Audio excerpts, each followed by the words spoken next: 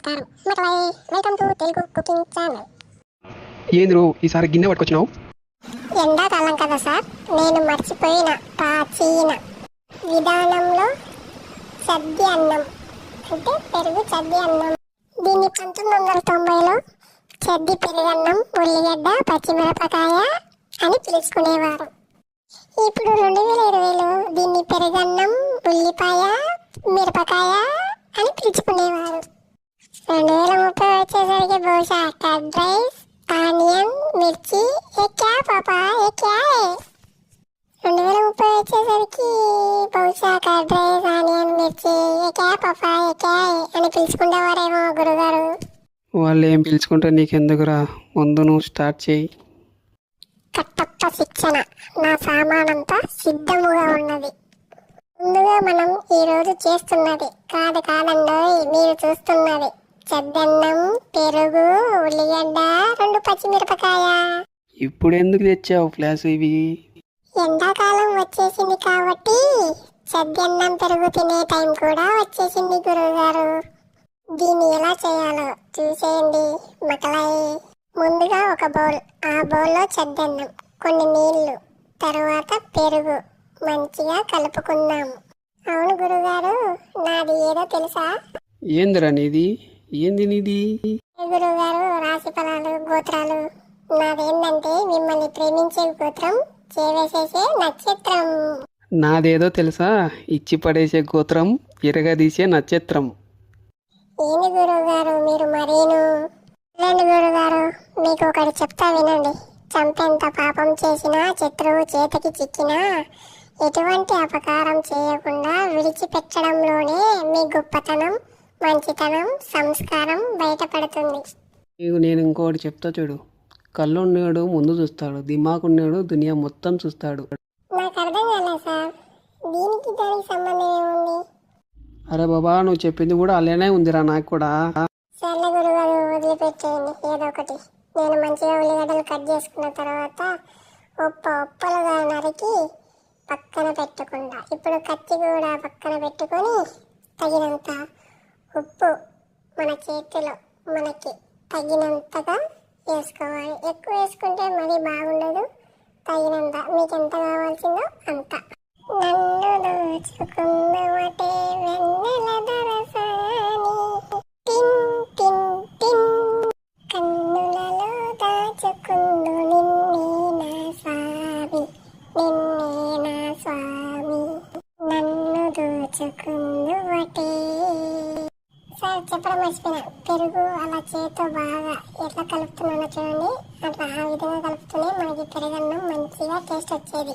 ఎంతటి నిరజానవు అంతరంగమని నీవు, ఎంతటి నిరజానవు అంతరంగమని నీవు, కలకాలం వీడనేవి సంఖ్యలు వేసినావు, సంఖ్యలు వేసినావు, నన్ను దోచుకున్నవటే టింగ్ టింగ్ టింగ్, నన్ను దోచుకున్నవటే వన్నెల దొరసాని, కన్నులలో దాచుకుందు నిన్నే నా స్వామి, నిన్నే నా స్వామి.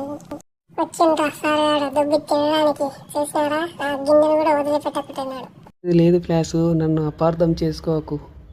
గుడ్డని తీసుకొని దాని మీద కప్పేసి దమ్లాగా దమ్ చేద్దామని. ఆపండి సార్ మీ నాటకాలు. అలాగే సార్, ఇంకా మంచిగా దమ్మేసి మన మేడ మీద పైకి తీసుకెళ్ళండి. వేటని చూసుకోలే, బాగానే కలిపినాను కానీ.